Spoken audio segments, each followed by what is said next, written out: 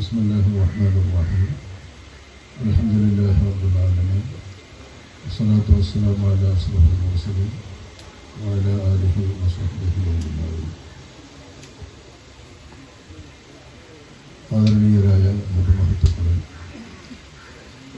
ബഹുമാനപ്പെട്ട ഹസൻ മാസ്റ്റർ മുതൽ പ്രിയപ്പെട്ട അയ്യൂബ് സാഹിബ്, അതുപോലെ ബാത്തുവിൽ ഇപ്പോൾ സംസാരിച്ച ബാത്തു സാഹിബ് തുടങ്ങിയ വേദിയിലുള്ള പണ്ഡിതന്മാരെ, സദസ്സിലുള്ള പണ്ഡിതന്മാരെ, സഹോദരങ്ങളെ, സുഹൃത്തുക്കളെ, സഹോദരിമാരെ, നമ്മളിപ്പോൾ സന്തോഷകരമായ രീതിയിൽ ആഴ്ച ചെയ്യുന്ന പുണ്യകർമ്മങ്ങളും ആചാരങ്ങളുമെല്ലാം നേരത്തെ നിർവഹിച്ച് മംഗോസുമാരികളൊക്കെ പൂർണ്ണമായി ഓതി എല്ലാം കഴിഞ്ഞ ശേഷം നടക്കുന്ന ഈ പരിപാടി വളരെ ഭംഗിയോടുകൂടെ തന്നെ സമർപ്പിക്കേണ്ടതുണ്ട്. നമുക്കിന്ന് കിട്ടിയ 3 അനുസ്മരണ ഭാഷണങ്ങളും വളരെ പ്രധാനപ്പെട്ടതാണ്. നമ്മളോരോരുത്തരും നമ്മുടെ സഹപാഠിയെ, സുഹൃത്തിനെ, ഉസ്താദിനെ, നമ്മുടെ നേതാവിനെ ഒക്കെ ഓർക്കുന്നതിനേക്കാൾ കൂടുതൽ നല്ല ഓർമ്മകളാണല്ലോ അടുത്ത് പെരുമാറിയ സാധാരണക്കാരായ ആളുകൾ. എന്നാൽ സാധാരണക്കാരെന്ന് ഞാൻ പറയുന്നത് മൂല്യന്മാരല്ലാത്ത അർത്ഥത്തിലാണ്. അവർ ഉസ്താദിനെ വീക്ഷിക്കുകയും അറിയുകയും അനുഭവിക്കുകയും ചെയ്തതാണ് നമ്മൾ ഇന്നലെ കേട്ടത്. മഹാനായ ഹസൻ മാസ്റ്റർ സൂചിപ്പിച്ചതുപോലെ ബഹുമാന്യരായ ബഹുമാനപ്പെട്ട അല്ലാമ മമ്മിക്കുട്ടി ഉസ്താദ് പോലുള്ള കാലം മുതൽ ചെറുകുന്ന് ദർസിൻ്റെ ഏറ്റവും പ്രധാനപ്പെട്ട ഭാരവാഹിയും ഏറ്റവും പ്രധാനപ്പെട്ട കാര്യദർശിയുമാണ് നമ്മുടെ മാസ്റ്ററുണ്ട്. അന്ന് തൊട്ട് ഇന്ന് വരെയും ആ ദേശത്തിൻ്റെയും നാടിൻ്റെയും എല്ലാ മേൽനോട്ടവും വഹിച്ച് നന്മയ്ക്ക് വേണ്ടിയുള്ള എല്ലാ പരിപാടികളിലും നേതൃത്വം നൽകി നിൽക്കുന്ന അദ്ദേഹം തൻ്റെ 7 വർഷക്കാലത്തെ അനുഭവത്തിൽ വിലയിരുത്തിയ ഉസ്താദിനെ തന്നെയാണ് നമ്മളനുഭവിച്ച നമ്മുടെ ഉസ്താദ്. എല്ലാവരും വേർപ്പെടുമ്പോൾ ഉണ്ടാകുന്ന പ്രയാസം, ആ പ്രയാസങ്ങളൊക്കെ നമുക്കുണ്ടാകുന്ന പ്രയാസങ്ങളാണ്. നമുക്കുണ്ടാകുന്ന നഷ്ടങ്ങളെ ചൊല്ലി ഉണ്ടാകുന്ന പ്രയാസങ്ങളാണ്. ബാപ്പ മരിച്ചാൽ മക്കൾക്കുണ്ടാകുന്ന പ്രയാസം, ഭാര്യ മരിച്ചാൽ, ഭർത്താവ് മരിച്ചാൽ ഇണകൾക്കുണ്ടാകുന്ന പ്രയാസം, അതുപോലെ ഉസ്താദുമാർ മരിച്ചാൽ കുട്ടികൾക്കുണ്ടാകുന്ന പ്രയാസം, സഹപാഠികൾക്കും സുഹൃത്തുക്കൾക്കും ഉണ്ടാകുന്ന പ്രയാസം. ഇതൊക്കെ നമ്മുടെ അനുഭവങ്ങളിൽ നമ്മൾ പലതും അനുഭവിക്കുമ്പോൾ ആ നല്ല അനുഭവങ്ങൾ നഷ്ടപ്പെടുന്നതിൻ്റെ പേരിലുള്ള പ്രയാസമാണ് നമുക്കുണ്ടാകുന്ന പ്രയാസം. അങ്ങനെ ഓർത്താൽ നമ്മുടെ പ്രിയങ്കരനായ സുഹൃത്ത്, എൻ്റെ അഭിനന്ദ ആത്മസുഹൃത്ത് അബ്ദുറഹീം മുസ്ലിയാർ അവർ, അദ്ദേഹത്തിൻ്റെ വേർപാട് നമുക്കൊരുപാട് നഷ്ടങ്ങളുണ്ടാക്കിയിട്ടുണ്ട്. വ്യക്തിപരമായി മാത്രമുള്ള നഷ്ടമല്ല, ഏറ്റവും പ്രധാനപ്പെട്ട നഷ്ടം കേരള സംസ്ഥാന ജംഇയ്യത്തുൽ ഉലമ എന്ന ആ മഹത്തായ സംഘത്തിന്. കാരണം എന്നും അതിൻ്റെ സഹകാരിയായി അതിൻ്റെ ആശയങ്ങൾ, അതുമായി ബന്ധപ്പെട്ടിട്ടുള്ള എല്ലാ നയതീരുമാനങ്ങളും ഉൾക്കൊള്ളുന്ന ആളാണ് ബഹുമാനപ്പെട്ടത്. എന്നാലും സംഘടനയുമായി ബന്ധപ്പെടാതെ, സംഘടനയിൽ മെമ്പറായി ചേരാതെയുള്ള സഹകാരിയായിരുന്നു അദ്ദേഹം. അദ്ദേഹത്തിൻ്റെ ഏറ്റവും അഭിവന്യ ഗുരു, പേരിലും ഇനീഷ്യലിലും എല്ലാം ഒത്തിട്ട് വന്ന അഭിവന്യ ഗുരുവാണ് കുട്ടികളെല്ലാവരും വല്യുസ്താദ് നിൽക്കുന്നവർ നമ്മുടെ ഇവിടെ അധ്യക്ഷവേദി കേൾക്കുന്നവർ. അവരെ അവരാക്കിയത് ബഹുമാനപ്പെട്ടവരാണ്. നമ്മൾ അബ്ദുറഹീം മുസ്ലിയാരെ ഓർമ്മിക്കുമ്പോൾ പറയുന്ന എല്ലാ മദ്ഹുകളും, അവരെ സംബന്ധിച്ച് പറയുന്ന എല്ലാ മങ്കുബത്തുകളും യഥാർത്ഥത്തിൽ അർഹിക്കുന്നത് വല്യുസ്താദാണ്. അതൊരു വലിയ സന്തോഷമാണല്ലോ. ശിഷ്യൻ മരണപ്പെട്ട ശേഷം അവർക്ക് വേണ്ടിയുള്ള സന്തോഷത്തോടുകൂടെ മാതാപിതാക്കൾ ജീവിച്ചിരിക്കുക, ഉസ്താദന്മാർ ജീവിച്ചിരിക്കുക, അവരവർക്ക് വേണ്ടി ദുആ ചെയ്യുക, അവരെക്കുറിച്ച് വാഴ്ത്തുന്നത് കേട്ടുകൊണ്ടിരിക്കുക എന്നൊക്കെ പറയുന്നത് നല്ലൊരനുഭവമാണ്. അള്ളാഹു അതിൻ്റെയും പേരിൽ ദറജകളും പുണ്യങ്ങളും നൽകി നമ്മുടെ സഹോദരനെ സുഹൃത്തിനെ അള്ളാഹു സുബ്ഹാനഹു വ തആല ആദരിക്കട്ടെ. അതൊക്കെ ഒരു വലിയ ആദരവാണ്.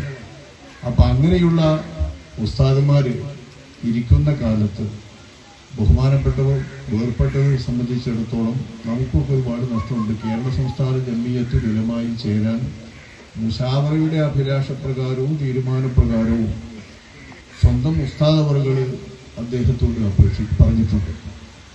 നിർദ്ദേശമായിട്ടല്ല, അഭിപ്രായം ആരാഞ്ഞിട്ടല്ലേ അങ്ങനെയല്ലേ ചെയ്യുള്ളൂ. നിർദ്ദേശിക്കുകയാണെങ്കിൽ വേഗം നിർദ്ദേശിക്കാമല്ലോ, ഞാനങ്ങനെ പേര് എടുത്തിട്ട് എന്ന് പറഞ്ഞാൽ തന്നെ നമുക്കൊന്നും പറയില്ല, ഉറപ്പാണ്. പക്ഷെ മുശാവറയിൽ വെച്ച് തീരുമാനിച്ചാണ് അദ്ദേഹത്തെ പറ്റി അംഗത്വം കൊടുക്കാനും മുശാവറയിലേക്ക് എടുക്കുന്നതിൽ സംസാരിക്കാനും വേണ്ടി ബഹുമാനപ്പെട്ട ഇന്നത്തെ അധ്യക്ഷത പറഞ്ഞു. അന്ന് ബന്ധപ്പെട്ടപ്പോൾ പോലും മൂപ്പർ അതിന് വിസമ്മതിക്കാറുണ്ടായി. അത് ചേരാതെ, അംഗത്വത്തിൽ ചേരാതെ, മുശാവറയിൽ ചേരാതെ മെമ്പറാവാതെ വന്നു. അങ്ങനെയാണ് മൂപ്പർ നിൽക്കുന്നത്. അതേസമയം ദർസിലുള്ള വിദ്യാർത്ഥികളുമായി ബന്ധപ്പെട്ട് പറയുന്ന ആശയങ്ങളൊക്കെ കിതാബിലെ ആശയങ്ങളാവുമല്ലോ, ഇസ്ലാമിൻ്റെ ആശയങ്ങളാണല്ലോ. അതിനെയാണ് സംസ്ഥാന ജംഇയ്യത്തുൽ ആശയങ്ങളും. രണ്ടും ഒന്നാണെങ്കിൽ വലിയ സംഭവമൊന്നുമില്ല, നമ്മളൊക്കെ അതിൻ്റെ ഒപ്പം നിൽക്കുന്നതാണ്. ആ നിലയ്ക്ക് എല്ലാ വിദ്യാർത്ഥികൾക്കും മുമ്പ് നൽകുന്നതെല്ലാം എന്താണോ വിവാദ വിഷയങ്ങളും പ്രവാസ വിഷയങ്ങളും വെച്ചാൽ ആ വിഷയങ്ങളിലെല്ലാം ഉസ്താദുമാരുടെയും ജംഇയ്യത്തുൽ ഉലമായുടെയും നുസ്രത്തുൽ ഇസ്ലാമിന്റെയും ആശയങ്ങൾ എന്താണോ ഈ ആശയങ്ങളാണ്. അതാണ് ഈ അടുത്ത ആളുകൾക്കൊക്കെയും അദ്ദേഹത്തോട് ബന്ധപ്പെട്ട് ആ ആശയങ്ങളുമായുള്ള ബന്ധവും അടുപ്പവും എല്ലാവരും നിലനിർത്തിപ്പോരുന്നു.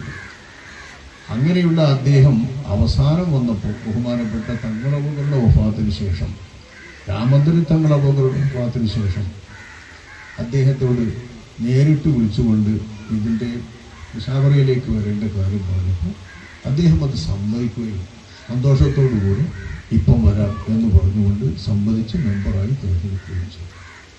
വളരെ കുറഞ്ഞ കാലം മാത്രമേ ആ മെമ്പറായി നിന്നുകൊണ്ടുള്ള പ്രവർത്തനത്തിൽ സാധിച്ചുള്ളൂ. അത് മൂപ്പര് വളരെ ഇതുവരെ വിട്ടുനിന്നതും ഇപ്പോൾ കൂടിയതും അദ്ദേഹം മഞ്ചേരിയിൽ ചേർന്ന ഒരു സദസ്സിൽ വെച്ച് പരസ്യമായി പ്രത്യേകം പറയുകയും അത് ഇപ്പോൾ ചേർന്ന് പ്രവർത്തിച്ച് ഭദ്രമായി ആ സംഘത്തെ നിലനിർത്തേണ്ടതിൻ്റെ ആവശ്യകതയും അനിവാര്യതയും അതിൻ്റെ നുറൂറത്തും പ്രത്യേകമായി സമുദായ മക്കളെയും ശിഷ്യന്മാരെയും ഒക്കെ ബോധ്യപ്പെടുത്താനെന്ന് വണ്ണം അദ്ദേഹം സംസാരിച്ചു. അങ്ങനെ സജീവമായി സംഘടനാ രംഗത്ത് തന്നെ വരുന്ന ആ ഇടയിലാണ് ഞാനും എന്നെ സംബന്ധിച്ചിടത്തോളം ഏറ്റവും വലിയ ഒരു സന്തോഷമായിരുന്നു അദ്ദേഹം ഈ ജംഇയ്യത്തുൽ ഉലമയുടെ മെമ്പറായി കൂടെ നിൽക്കുന്നു എന്നത്. ഒരു സഹപ്രവർത്തകനായി അദ്ദേഹത്തിൻ്റെ സഹായം, അദ്ദേഹത്തിൻ്റെ പിന്തുണ, അദ്ദേഹത്തിൻ്റെ എല്ലാവിധ സഹായങ്ങളും അത് അർത്ഥവത്തായ സഹായമായിരിക്കും, ജംഇയ്യത്തിന് അത് മുതൽക്കൂട്ടായിരിക്കുമെന്ന് അവർക്ക് തന്നെ സന്തോഷിച്ച ഒരവസരം. ആ അവസരമാണ് വളരെ പെട്ടെന്ന് നമ്മൾ അവിചാരിതമായി ചിന്തിക്കാതിരിക്കുകയും നമുക്ക് ഇഷ്ടപ്പെട്ടത്. അതോർക്കുമ്പോൾ ജംഇയ്യത്തിന് നഷ്ടമുണ്ട്, ആ നിലക്കൊക്കെയുള്ള നഷ്ടം ശരിയാണ്. പക്ഷേ ഈ നഷ്ടങ്ങളൊക്കെയാണെങ്കിലും അള്ളാഹുവിൻ്റെ ഒരടിയാനെ അള്ളാഹു സുബ്ഹാനഹു വ തആല അവർക്ക് നിശ്ചയിച്ച ആയുസ് അവസാനിപ്പിച്ച് അവങ്കിലേക്ക് വിളിക്കുമ്പോൾ അള്ളാഹുവിൻ്റെ ഒരു ഹിക്മത്തും അള്ളാഹുവിൻ്റെ ഒരു തീരുമാനവും ഉണ്ടല്ലോ. ആ തീരുമാനം നടപ്പായി കഴിഞ്ഞാൽ, അത് യാഥാർത്ഥ്യമായി കഴിഞ്ഞാൽ നമ്മൾ അതിന് വഴങ്ങിക്കൊടുക്കുകയും അതിൽ സംതൃപ്തി അടയുകയും ചെയ്യുക എന്നതാണ് യഥാർത്ഥത്തിൽ ഒരു വിശ്വാസിയെ സംബന്ധിച്ചിടത്തോളം ഒരു കടമ. ആ ഒരു നിലവാരത്തിലേക്ക് മാനസികമായി വരാൻ പോലും നമുക്ക് പ്രയാസം. എന്താണെന്ന് വെച്ചാൽ നമ്മൾ ഓർക്കുന്നത് അദ്ദേഹം ഏർപ്പെട്ടത് മൂലമുള്ള നഷ്ടമാണ്. നമുക്കുള്ള നഷ്ടം, നമുക്കുള്ള മാർഗദർശിയുടെ നഷ്ടം, നമുക്കുള്ള കൂട്ടുകാരൻ്റെ നഷ്ടം, നമുക്കുള്ള ഗുരുവിൻ്റെ നഷ്ടം, നമുക്കിനി പ്രയാസങ്ങൾക്ക് സമീപിക്കാൻ ആരാണോ നഷ്ടം, ഇതൊക്കെയാണ് നമ്മൾ ഓർക്കുന്നത്. നമ്മുടെ നഷ്ടം വെച്ച് മാറ്റിവെച്ച് നമ്മൾ അദ്ദേഹത്തിൻ്റെ നേട്ടവും അദ്ദേഹത്തിനുള്ള ഗുണവും അദ്ദേഹത്തിന് നേരത്തെ പോയത് കൊണ്ടുള്ള ഗുണവും ഒക്കെ ആലോചിച്ചാൽ നമ്മെ സംബന്ധിച്ചിടത്തോളം നമുക്ക് അള്ളാഹുവിൻ്റെ വിധിയിലും അള്ളാഹു തആല ഒരു 5-6 വർഷം മുൻപ് അദ്ദേഹത്തെ നേരത്തെ ഉസ്താദുമാർക്കൊക്കെ മുമ്പേ കൊണ്ടുപോയതിലുമുള്ള അള്ളാഹുവിൻ്റെ ഹിക്മത്ത് നമുക്ക് ബോധ്യപ്പെടും, സമ്മതിക്കാനും കഴിയും. അതാണ് ഇത്തരം വേദികളിൽ പ്രത്യേകിച്ചും നമ്മൾ നേടേണ്ടത്. കാരണം ഒരാളെ സംബന്ധിച്ച് പറയുമ്പോൾ അയാളുടെ ജീവിത ദൗത്യം പൂർണ്ണമായും അയാൾ നിർവഹിച്ച്, നിങ്ങൾ കേട്ടൊരു സമസ്യ പറഞ്ഞാൽ അദ്ദേഹത്തിന് അല്ലാഹു തആല നൽകിയ ആയുസ്, ആ ആയുസ്സിലെ 40 വർഷക്കാലവും അദ്ദേഹം ദർസ് തന്നെ നടത്തി. കൃത്യമായി തന്നെ നമുക്ക് പറയേണ്ടത് 40 വർഷക്കാലവും അദ്ദേഹം ദർസ് നടത്തി. ആ കാലത്ത് മാത്രമല്ല, പഠിക്കുന്ന കാലത്തും എല്ലുമായാണ് ബന്ധപ്പെടുന്നത്.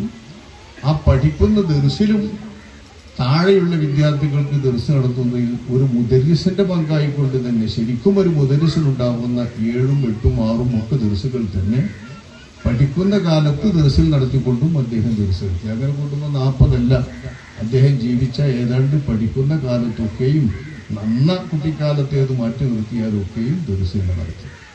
അപ്പൊ ജീവിതാവസാനം വരെ അള്ളാഹു കൊടുത്ത ആയുഷ്കാലം ഒക്കെയും അള്ളാഹുവിന് വേണ്ടി ജീവിക്കാനും ഇൽമിനെ സേവിക്കാനും ഇൽമിന് വേണ്ടി നിലക്കൊള്ളാനും കഴിഞ്ഞു എന്ന് പറയുന്നത് ഉത്തരവാദിത്വ നിർവഹണത്തിൽ ഏറ്റവും വലിയ ഒരു നല്ല ഉദാത്തമായ മാതൃക തന്നെയാണ്. അതാണെങ്കിലോ നിസ്വാർത്ഥമായി അതിന്റെ എല്ലാ സദ്ഗുണങ്ങളും സമ്മേളിച്ച രീതിയിൽ തന്നെയാണ് അദ്ദേഹം പ്രവർത്തിച്ച മേഖലയിലൊക്കെയും പ്രവർത്തിച്ചത്. ആ പ്രവർത്തിച്ചത് പിന്നെ 65 വയസ്സ് അഷ്റഫുൽ ഖൽഖ് സ്വല്ലല്ലാഹു അലൈഹി വസല്ലം തങ്ങൾ 63 വയസ്സിലാണ് ഏർപ്പെടുന്നത്. 4 ഖലീഫമാരിലെ 3 ഖലീഫമാരും 63 വയസ്സിലാണ് ഏർപ്പെടുന്നത്. ഒരു 63 വയസ്സ് എന്നൊക്കെ പറഞ്ഞു കഴിഞ്ഞാണ് ഈ ഏറ്റവും നമ്മൾ കുറിച്ചിട്ട് എന്താ കാര്യം? നമ്മൾ കുറിച്ചിട്ട് കാര്യമില്ല. ശേഷം കീഴ്പോട്ട് ഇങ്ങോട്ട് ചിന്തിച്ചു നോക്കി ഇമാമിയങ്ങളുടെ നിലവാരത്തിലേക്ക് ഇമാമുന ശാഫിഈ തങ്ങൾ ചെയ്ത ദീനിനു വേണ്ടി ചെയ്ത ഇൽമിനു വേണ്ടി ചെയ്ത ഈ ഉമ്മത്തിനു വേണ്ടി ചെയ്ത സേവനങ്ങളെ നമുക്ക് വാക്കുകൾ കൊണ്ടൊതുക്കാനോ അല്ലെങ്കിൽ പറഞ്ഞു തീർക്കാനോ എഴുതി തീർക്കാനോ സാധിക്കും. ഒരാരുടെയും ഓർമ്മയിലും എഴുതി തീർക്കാൻ സാധിക്കില്ല. അത്ര വലിയ സേവനങ്ങളാണ് ഇമാമുന ശാഫിഈ തങ്ങൾ ചെയ്തത്. ആ ഇമാമുന ശാഫിഈ എത്ര വർഷം ജീവിച്ചത്? 54 വയസ്സ്. 54 വയസ്സ് കഴിഞ്ഞിട്ട് അതിനോടുകൂടി ഇമാം ശാഫിഈയുടെ ദൗത്യം തീരുന്നു. കുറച്ച് ഇപ്പുറത്തേക്ക് പോന്നാൽ ഇമാം നബി റളിയല്ലാഹു തആല അൻഹു തങ്ങൾ പറഞ്ഞു അതിന് കുറഞ്ഞത് 45 വയസ്സ്. 45 വയസ്സ് മാത്രമാണ് ഇന്ന് നമ്മൾ ഓർക്കുന്ന ഇമാം നബിയുടെ ജീവിതം, നബവിയുടെ അവരുടെ സേവനം, ഈ ദീനിനു വേണ്ടി ഇൽമിനു വേണ്ടി അവർ ചെയ്തിട്ടുള്ള സേവനത്തെ പറയാൻ മതിയാവുന്ന 45 വർഷം. സേവനങ്ങൾ വാഴ്ത്തി പറഞ്ഞുകൊണ്ടിരുന്ന 45 വർഷം നമ്മൾ പറഞ്ഞാൽ തീരില്ല. നമ്മൾ ഓരോരുത്തരെ അനുസ്മരിക്കുമ്പോൾ തന്നെ പുതിയ കേൾക്കണം. നമ്മളെ ഓരോരോ സാധാരണ കൂട്ടുകാരെ, നമ്മുടെ കൂട്ടത്തിൽപ്പെട്ട നമ്മുടെ ഉസ്താദന്മാരെ, നമ്മൾ ആദരിക്കുന്ന നമ്മുടെ നേതാക്കളെ തന്നെ വർഷങ്ങളോളം പറയുമ്പോഴും ഓരോ പ്രസംഗത്തിലും പുതിയ അനുഭവങ്ങൾ നമുക്ക് കിട്ടുന്നുണ്ട്. അങ്ങനെ നമ്മൾ ഇമാം നബിയെ ഒന്ന് വിലയിരുത്തി പറയുകയാണെങ്കിൽ പഠിക്കുകയാണെങ്കിൽ എങ്ങനെ ഉണ്ടാവും? അവരുടെ ജീവിത ദൗത്യം നിർവഹിച്ചത് 45 വർഷക്കാലമാണ്. 45 വർഷക്കാലം കഴിഞ്ഞതോടുകൂടി ഇമാം നബി ഉൾപ്പെടും. അപ്പൊ കൊല്ലം എത്ര ജീവിച്ചു എന്നതിനല്ല, അള്ളാഹു നൽകുന്ന ആയുസ് മുഴുവൻ അള്ളാഹുവിന് വേണ്ടി വിനിയോഗിക്കുകയും ജീവിതത്തിന്റെ ദൗത്യം തിരിച്ചറിഞ്ഞുകൊണ്ട് അള്ളാഹു തന്നെ ഏൽപ്പിച്ച ഉത്തരവാദിത്തം എന്താണെന്ന് മനസ്സിലാക്കിക്കൊണ്ട് തന്റെ ഹക്ക് എന്താണ് എന്ന് മനസ്സിലാക്കിക്കൊണ്ട് ആ ഹക്കിനെ നിർവഹിച്ചുകൊണ്ട് ജീവിക്കാൻ ഒരാൾക്ക് കഴിയുന്നു എന്നത് തന്നെയാണ് ഏറ്റവും വലിയ സൗഭാഗ്യം. ആ സൗഭാഗ്യത്തോടൊപ്പം ഇത്രയും കാലം ജീവിച്ചതിൽ നേടാവുന്നതിൽ ഏറ്റവും വലിയ നേട്ടങ്ങൾ അദ്ദേഹം നേടിയിട്ടുണ്ട്. എൻ്റെ മക്കളെ കണക്കിനാണ് മക്കൾ. എനിക്ക് പെൺകുട്ടികൾ ഏറെ ആൺകുട്ടികൾ കുറവാണെന്നേ ഉള്ളൂ. അദ്ദേഹത്തിന് ആൺകുട്ടികളേറെ പെൺകുട്ടികൾ കുറവായി. എണ്ണ കണക്കാതെ മൂപ്പരനെ പറയും. ഞാനങ്ങനെ പറയാറില്ല. മൂപ്പർ എപ്പോഴും കൃത്യം പറയും. മൂപ്പർക്ക് എപ്പോഴും അത് ഓർമ്മയുണ്ടാവും. ഇവിടെ ബസ് ചെയ്യുന്നതൊക്കെ മൂപ്പർ പറയും. മൂപ്പരാളെ പ്രസവിക്കുന്നത് മൂപ്പർക്കറിയാം. മൂപ്പരെന്നെ എണ്ണ പറയും. എനിക്ക് അത്ര അറിയില്ല പ്രസവിക്കുന്നുണ്ട്. അപ്പൊ അത്ര മക്കളുള്ളത് മുഴുവൻ ആലിമീകളായി തീരുക, എൽമിന്റെ സേവകരായും എൽമിന്റെ മാർഗത്തിൽ പ്രവർത്തിക്കുന്നവരുമായി തീരുന്ന ഒരു വല്ലാത്ത സൗഭാഗ്യമുള്ള കുടുംബനായി കിട്ടുന്ന സൗഭാഗ്യം. ചെറിയ സൗഭാഗ്യം നമ്മൾ ആരും ശ്രമിച്ചാലും മോഹിച്ചാലും കിട്ടാത്ത സൗഭാഗ്യമാണ്. അപ്പൊ അള്ളാഹുവിന് വേണ്ടി നിന്ന ആളുകളെ ആദരിക്കുന്ന ആദരവുകളാണ്. ഇതൊക്കെയാണ് വലിയ കറാമത്ത്. നമ്മൾ പറയുന്ന അത്ഭുത സംഭവങ്ങളെക്കാൾ ഖവാരിഖുൽ-ആദാത്തായ സംഗതികളെക്കാൾ ഏറ്റവും വലിയ കറാമത്തായി നമ്മൾ കാണേണ്ടത് ദീനിയായി അല്ലാഹു സുബ്ഹാനഹു വ തആലക്ക് വേണ്ടി നിലകൊണ്ടവരാണ്. അല്ലാഹു സുബ്ഹാനഹു വ തആല ആ നിലയിൽ എത്ര ആദരിക്കുന്നു എന്നതാണ്.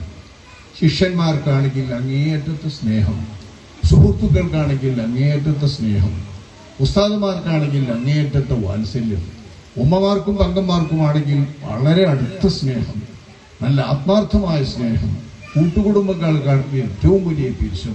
ഇതൊക്കെ പടച്ച തമ്പുരാന് മനസ്സിലിട്ട് കൊടുക്കുന്നതാണല്ലോ.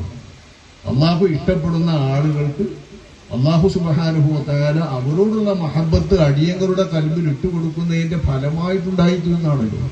ഇതൊക്കെയാണ് അള്ളാഹു ആദരിച്ച ഒരു വലിയന് കിട്ടുന്ന ഏറ്റവും വലിയ സ്ഥാനമെങ്കിൽ എൻ്റെ ആത്മസുഹൃത്ത് ഏറ്റവും നല്ല മുന്തിയ വലിയാണ്. പതിവെന്നും പറയാൻ നമ്മൾ ആളല്ല, പക്ഷെ കടമകൾ നിർവഹിക്കുന്നത് നോക്കിയാൽ അള്ളാഹുമായിട്ടുള്ള ഹക്കാവട്ടെ ഇബാദുമായിട്ടുള്ള ഹക്കാവട്ടെ തൻ്റെ അറിവനുസരിച്ച് കൃത്യമായി നിർവഹിക്കുന്നതിൽ ശുഷ്കാന്തി കാണിച്ച് നിഷ്കർഷം പുലർത്തിയിരുന്ന ഒരു ആളാണ് നമ്മൾ അനുസ്മരിക്കുന്ന അദ്ദേഹം. ആ നിലയ്ക്ക് ഒരു വലിയനെ സ്നേഹിക്കുമ്പോൾ ഉണ്ടാകുന്ന ആ സ്നേഹത്തിന്റെ മഹത്വം നമ്മുടെ സ്നേഹത്തിനുണ്ട്. ആ മഹബത്തിന്റെ നേട്ടം നമ്മുടെ മഹബത്തിനുണ്ട്. അള്ളാഹു അത് കബൂലാക്കുമാറാവട്ടെ, അള്ളാഹു സ്വീകരിക്കുമാറാവട്ടെ. അദ്ദേഹത്തിന്റെ പിന്നെ വയസ്സ് കുറെ ചെന്നാൽ പിന്നെ നേട്ടം ഇതങ്ങനെ തുടരുന്നേ ഉള്ളൂ, അതിന്റെ അപ്പുറമൊന്നുമില്ല. കിട്ടാവുന്നതൊക്കെ നല്ല യൗവന കാലത്തിന് കിട്ടും. മഹാനായ ഇബ്നു അബ്ബാസ് റളിയല്ലാഹു അൻഹു തങ്ങളുടെ മക്കളുടെ മൊഴിയായി ഇബ്നു അബീ ഹത്തം നിവേദനം ചെയ്യുന്നുണ്ട്. സെമേന ഫതൻ യദ്കുറുഹും യുഖാവിലുഹു ഇബ്രാഹിം എന്ന് ഇബ്രാഹിം നബി അലൈഹിസ്സലാമിനെ പറ്റി പറയുന്ന ആയത്തിന്റെ തഫ്സീർ പറയുന്നിടത്ത് അത് കാണുന്നു. സെമേന ഫതൻ യുഖാവിലുഹു ഇബ്രാഹിം, ഒരു ഫതൻ എന്നാണ്. ഇബ്രാഹിം നബി അലൈഹിസ്സലാം വിഗ്രഹങ്ങളെല്ലാം തച്ചുടച്ച ആ സംഭവം നടക്കുന്നത് നല്ല ചെറുപ്പക്കാരനായിരിക്കുന്ന കാലത്താണ്. ആ ചെറുപ്പക്കാരനായ കാലത്ത് നിർവഹിച്ച ആ സംഭവത്തെ ഫതൻ എന്ന് പറഞ്ഞ് അള്ളാഹു തആല ഉദ്ധരിക്കുന്ന ആളുകളുടെ വാക്കിനെയാണെങ്കിലും അള്ളാഹു ഉദ്ധരിക്കുകയാണല്ലോ. അത് ഉദ്ധരിക്കുന്നതിനുള്ള പ്രാധാന്യം വിവരിച്ചുകൊണ്ട് മഹാനായ ഇബ്നു അബ്ബാസ് റളിയല്ലാഹു അൻഹു ഒരു മൊഴി മുഫസ്സിറുകൾ ചേർക്കുന്നുണ്ട്. ഇബ്നു അബീ ഹത്തം നിവേദനം ചെയ്തിട്ടുള്ളതാണ്. മാ ബഅസല്ലാഹു നബിയ്യൻ ഇല്ലാ ശാബ. അള്ളാഹു സുബ്ഹാനഹു വ തആല ഒരു നബിയെ ഒരു ജനതയിലേക്ക് മുർസലായി അയക്കുന്നുണ്ടെങ്കിൽ അദ്ദേഹത്തിന്റെ യൗവനകാലത്താണ് അള്ളാഹു തആല അയക്കുക. അതായത് അള്ളാഹിന്റെ നിശ്ചയപ്രകാരം തന്നെ അള്ളാഹു നൽകുന്ന ആയുസ് ഏറ്റവും പ്രധാനപ്പെട്ട ഭാഗം ഒരു യുവാവായിരിക്കുമ്പോഴാണ് അങ്ങനെ നൽകുക. അക്കൂട്ടത്തിൽ ബഹുമാനപ്പെട്ട ഇബ്നു അബ്ബാസ് എന്ന് പറയുന്ന നുബുവത്തിന്റെ വിറാസത്ത് പറയുന്ന ഒരു ഭാഗമാണ് ഒമാ ഊതിയൽ ഇൽമ. ഇൽമിന് നൽകപ്പെട്ടിട്ടുള്ള ഒരു ആലിമിനും ഇൽമിന് നൽകപ്പെട്ടിട്ടില്ല ഇല്ലാ വഹുവ ശാബ്, അദ്ദേഹം ശാബാവുന്ന കാലത്തല്ലാതെ എന്ന് മഹാനായ ഇബ്നു അബ്ബാസ് റളിയല്ലാഹു തആല അൻഹു തങ്ങളുടെ മകൾ പറഞ്ഞു വെച്ച് ഒരു ശാബായ കാലത്ത് തന്നെ അള്ളാഹു നൽകുന്ന ഇൽമു കൊണ്ട് അള്ളാഹു തആല ആദരിച്ചു. അത് ആർക്കും അങ്ങനെ തന്നെയാണ്. നമ്മൾ കേൾക്കുന്ന 80-90 വയസ്സ് ജീവിച്ചിട്ടുള്ള മഹാന്മാരും അവരുടെ യൗവനകാലത്ത് തന്നെ അള്ളാഹു നൽകുന്ന ഇൽമ അവർക്ക് നൽകിയിട്ടുണ്ട്. അക്കാലത്ത് തന്നെ അവർ ആലിമീങ്ങളായിട്ടുണ്ട്. പണ്ടൂരിലെ ശൈഖുനാ താജുൽ ഉലമാ അവറുകളെ ആ യൗവനകാലത്തുള്ള ആളുകൾ വാഴ്ത്തും പോലെ, അന്നത്തെ കാലത്തുള്ള ആളുകൾ വാഴ്ത്തും പോലെ നമ്മൾ അവസാന കാലത്താക്കുമ്പോൾ അറിയുന്നില്ല, അനുഭവിക്കുന്നില്ല. യൗവനകാലത്തുള്ള ആ ഇൽമിന്റെ വിതരണത്തിൽ കണ്ട അന്നത്തെ വിതരണത്തെ സംബന്ധിച്ച് അന്നത്തെ പണ്ഡിതന്മാരും ശിഷ്യന്മാരും വാഴ്ത്തുന്നത് പോലെ ബേക്കറി വരുമ്പോൾ കഴിയണില്ല. ബേക്കറി വരുമ്പോൾ കഴിവ് കെട്ടവരായി മാറുക ചെയ്യാം. അപ്പൊ യൗവനത്തിന്റെ ആ ഘട്ടത്തിൽ വളരെ സമ്പൂർണമായി അള്ളാഹു തആല നൽകുന്നത് വിനിയോഗിക്കുന്നത് തന്നെയാണ് ഒരാളുടെ ആയുസ്സിലെ ഏറ്റവും വലിയ സൗഭാഗ്യം. ആ സൗഭാഗ്യത്തിൽ നമ്മുടെ പ്രിയപ്പെട്ട സുഹൃത്ത് വളരെ സൗഭാഗ്യവാനാണ്, മഹാഭാഗ്യവാനാണ്.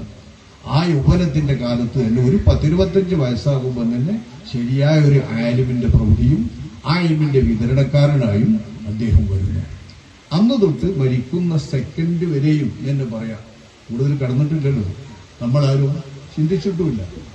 മണിക്കുന്ന സെക്കൻഡ് വരെയും എൽമുമായി ബന്ധപ്പെട്ടുകൊണ്ട് തന്നെ എൽമിന്റെ ഏറ്റവും വലിയ സേവനം തന്റേതായ ദൗത്യം തിരിച്ചറിഞ്ഞുകൊണ്ട് അദ്ദേഹം ഒരു പ്രാസംഗികനല്ല, എഴുത്തുകാരനല്ല, പൊതുരംഗത്തേക്ക് അങ്ങനെ ഇറങ്ങിപ്പോകുന്ന ഒരാളുമല്ല. തന്റെ ദൗത്യം ദർസിനെയാണ്. ദർസ് മാത്രമല്ല, ആ ദർസുമായി ബന്ധപ്പെട്ട് മഹല്ലിൽ എവിടെയാണ് നിൽക്കുന്നതെങ്കിലും സുഹൃത്ത് വലയം എത്രയാണെങ്കിലും ആ വലയത്ത് മുഴുവൻ തന്റെ മാർഗത്തിലേക്കും തന്റെ സത്യമാണെന്ന് മനസ്സിലാക്കുന്ന ആശയങ്ങളിലേക്കും ദീനിയായ നല്ല ജീവിതത്തിലേക്കും ആളുകൾ നയിക്കുന്ന ഒരു നല്ല മുർഷിദാണ്. ആ മുർഷിദായി നിൽക്കുന്ന ഒരാളെന്ന നിലക്ക് അള്ളാഹു ഏൽപ്പിച്ച ദൗത്യം സമ്പൂർണമായി നിർവഹിക്കുകയും ശരാശരി ആയുസ് 65 വർഷക്കാലം ജീവിച്ചെങ്കിൽ ആ വർഷക്കാലം മുഴുക്കെയും അള്ളാഹുവിന് വേണ്ടി ജീവിക്കാൻ സൗഭാഗ്യം നൽകിയിട്ടുള്ള അദ്ദേഹത്തെ ആ നിലക്കുള്ള ദീനിയായ മറ്റെല്ലാ സൗഭാഗ്യം കൊണ്ടും അള്ളാഹു ആദരിച്ചു നമ്മൾ മനസ്സിലാക്കുന്നു. അദ്ദേഹത്തിന് ഇത്രയും നേരത്തെ പോയതുകൊണ്ട് ഇപ്പൊ അമലുകൾ പോവുക. അപ്പൊ അദ്ദേഹം ഒറ്റയ്ക്ക് ചെയ്തു തീർക്കുന്ന ഖത്തമുകളല്ലല്ലോ അദ്ദേഹത്തിന് വേണ്ടി ഓതപ്പെടുന്നത്. ഒറ്റക്കൊരാൾക്ക് ചെയ്തു തീർക്കാൻ കഴിയുമോ? ഇന്ന് അദ്ദേഹത്തിന് കിട്ടിക്കൊണ്ടിരിക്കുന്ന ഖത്തമുകൾ അദ്ദേഹം ഒറ്റക്കൊരാൾ ചെയ്യുന്ന സദക്കകളാണോ അദ്ദേഹത്തിന്റെ പേരിൽ ഇപ്പോൾ നടന്നുകൊണ്ടിരിക്കുന്നത്? അദ്ദേഹം വേർപ്പെട്ടതിന് ശേഷമുള്ള ഈ 5-6 കൊല്ലവും നമ്മൾ ആലോചിച്ചാൽ അദ്ദേഹത്തിന് വേണ്ടി നൽകപ്പെടുന്ന സദക്ക കുടുംബമായിട്ടും ശിഷ്യന്മാരായിട്ടും ഇഷ്ടക്കാരായിട്ടും വേണ്ടപ്പെട്ടവരായിട്ടും അദ്ദേഹത്തിന്റെ പേരിൽ അദ്ദേഹത്തിന് നേട്ടം കിട്ടുന്നതിന് വേണ്ടി ചെയ്യപ്പെടുന്ന സദക്കകൾ അദ്ദേഹം ഒറ്റയ്ക്ക് ചെയ്യാൻ സാധിക്കുമോ? അപ്പൊ ജീവിച്ചിരിക്കുന്ന അബ്ദുറഹീം മുസ്ലിയാരേക്കാൾ യോഗ്യനും കർമ്മിയും വളരെ വലിയ സൗഭാഗ്യവാനും തന്നെയാണ് വേർപ്പെട്ട ശേഷമുള്ള വഫാത്തായ ബർസഖിൽ ജീവിച്ചുകൊണ്ടിരിക്കുന്ന അബ്ദുറഹീം മുസ്ലിയാർ. കാരണം ഖത്മുൽ ഖുർആനുകൾ അങ്ങനെ നടക്കുന്നു, ദിക്റുകൾ അങ്ങനെ നടക്കുന്നു, ദുആകൾ അങ്ങനെ നടക്കുന്നു, സദഖകൾ അങ്ങനെ നടക്കുന്നു. ഇതൊക്കെയും അദ്ദേഹത്തിന് വേണ്ടി നിർവഹിക്കപ്പെടുന്നത് അദ്ദേഹത്തിന്റെ അമലുകളായി. നമ്മൾ ഹദിയായി ചെയ്ത് നോക്കാം, അള്ളാഹു സ്വീകരിക്കാൻ നൽകുമെന്ന് നമുക്ക് പ്രതീക്ഷിക്കാം. അള്ളാഹു നമ്മുടെ പ്രതീക്ഷ പുലർത്തുമാറാവട്ടെ. സദഖയൊക്കെ എന്തായാലും അദ്ദേഹത്തിന്റെ അമലായിട്ടാണല്ലോ നമ്മൾ മനസ്സിലാക്കുന്നത്. ഇജ്മാ ആണല്ലോ അതൊക്കെ. അല്ലാത്തവർക്ക് പിന്നെ അള്ളാഹു തആലയോട് നമ്മൾ ഹദിയായിട്ട് കൊടുക്കണമെന്ന് പറയുമ്പോൾ അള്ളാഹു സ്വീകരിക്കും നമ്മൾ പ്രതീക്ഷിക്കുക. ഈ ഒരു വഴി അള്ളാഹു സുബ്ഹാനഹു വ തആല ഈ ഉമ്മത്തിന് നൽകിയിരിക്കെ ശിഷ്യന്മാരാവരും എന്തെങ്കിലും ഒരു പ്രസംഗം കേട്ടോ ഓർമ്മകൾ കേട്ടോ പ്രയാസപ്പെടേണ്ട. അദ്ദേഹത്തിന് നേട്ടമാണ് അദ്ദേഹത്തിന്റെ മരണം. അദ്ദേഹത്തിന്റെ കുടുംബങ്ങളും ആലോചിക്കണം, അദ്ദേഹത്തിന് നേട്ടമാണ് അദ്ദേഹത്തിന്റെ മരണം. എങ്ങനെ വന്നാലും ഇനിയും ജീവിച്ചിരുന്നെങ്കിൽ നമുക്ക് പലതും നേടാമായിരുന്നിരിക്കാം, നമ്മുടെ നേട്ടങ്ങൾക്ക് നഷ്ടവും സംഭവിച്ചിരിക്കാം. അതൊക്കെ ശരിയാണ്, നമ്മുടെ നഷ്ടമാണ്. അദ്ദേഹത്തെ സംബന്ധിച്ചിടത്തോളം അദ്ദേഹത്തിന് ലഭിച്ചുകൊണ്ടിരിക്കുന്നതൊക്കെ 10 മടങ്ങ് വർദ്ധിച്ച രീതിയിൽ തന്നെ അല്ലാഹു സുബ്ഹാനഹു വ തആല നേട്ടമായി നൽകുകയും നേട്ടമായി നമ്മൾ കാണുകയും ചെയ്യേണ്ട അനുഭവമാണ് അദ്ദേഹത്തിന്റെ വഫാത്തിന് ശേഷമുള്ളതെല്ലാം നമ്മൾ കാണുന്നത്. എല്ലാം അല്ലാഹു തആല കബൂലാക്കുമാറാവട്ടെ. അദ്ദേഹത്തിന്റെ ശിഷ്യന്മാരുടെ കൂട്ടായ്മകൾ ചെയ്യുന്നതും നല്ല സ്നേഹമുള്ള തന്റേടമുള്ള ഈ രംഗത്ത് ഏറ്റവും അധികം എല്ലാ നിലയിലും ഇൽമി രംഗത്ത് ഉയർന്നു നിൽക്കാൻ പറ്റുന്ന ശിഷ്യന്മാരാണ് അദ്ദേഹം വളർത്തിയെടുത്തിട്ടുള്ള ശിഷ്യന്മാർ. ആ കൂട്ടായ്മയും പരസ്പരം സഹകരിച്ചുകൊണ്ട് കഴിവില്ലാത്തവരുടെ കൂട്ടത്തിലുണ്ടെങ്കിലും കഴിവുള്ളവർ ചേരുമ്പോൾ കഴിവുള്ളവരും കഴിവില്ലാത്തവരും ഒന്നിച്ച് കഴിവുള്ളവരായി മാറിക്കൊണ്ട് തന്നെയാണ് കർമ്മങ്ങളൊക്കെ നടത്തുന്നത്. അതെല്ലാം ഉസ്താദിന്റെ പേരിൽ അവർ നടത്തുന്നത് ഏറ്റവും നല്ല നല്ല കർമ്മം തന്നെ. ഇപ്പൊ എന്ന് പറയുന്ന അതാണ് ഈ